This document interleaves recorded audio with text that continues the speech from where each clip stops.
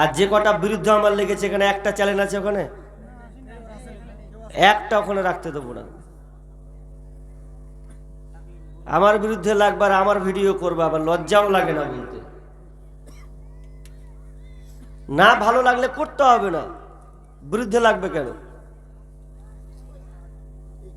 যারা আবার বিরুদ্ধে করেছে ওদের আপনি খুলবেন, শুধু রিলসে মানে ভিডিও এত ভিউ নিয়েছে, এখন কাল থেকে টাকা পাবে, পরশু থেকে। এখন যদি বলে কাটতে, বলছে কাটিয়েন না, কমে যাবে যে। তো তোমার হুঁশ ছিল না, আগে ভাবার দরকার ছিল যে একটা পেছনে লাগার কি দরকার। বক্তা মানুষ, ড্রাইভার গাড়ি চালায়, ড্রাইভারই অ্যাক্সিডেন্ট করে, ভুল হওয়াটা স্বাভাবিক, হতেই পারে, ওটা মিস্টেক হতে পারে, মিসআন্ডারস্ট্যান্ডিং হতেই পারে, কিন্তু তাই বলে আপনি সোশ্যাল মিডিয়াতে ছেড়ে দেবেন, এটা কখনো যেন না হয়। ভাই নিয়তটা সহি শুদ্ধ করে তোমরা ভিডিও করো, এক অপরকে লেগে কি লাভ আছে।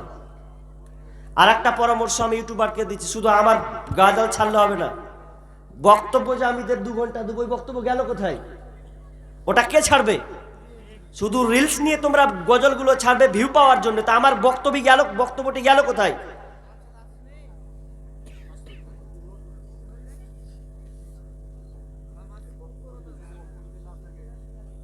হ্যাঁ, আদায় করতে গিয়ে অনেক সময় গাজাল একটু বেশি বলে দিই, আমি একা না, অনেক বক্তাই বলে। এটা যদি বলেন যে কমান, তাহলে ঠিক আছে, কমিয়ে দেবো, বলবো না ইনশাআল্লাহ। এখন শ্রোতা বলছে বলেন মনে, এখানে একটা বললাম, ওখানে বলছে ওটা বলা লাগবে, কমিটি বলছে লিখে দিয়েছে, বলছে ওটা বলতে হবে। এখন কি দিয়ে ঠেকা, তখন বলতে বাধ্য। আমি বলছি যদি শিরিক বিদআত যুক্ত হয় তো ইনশাআল্লাহ আমি ওদিকে নেই। আর যদি কোনো গজল চলে আসে গানের দিকে, আমি ওটাও তো নেই, তবে আমাকে বলে দিলে আমি শুধরে যাই ইনশাআল্লাহ, মানুষ মাত্রই ভুল।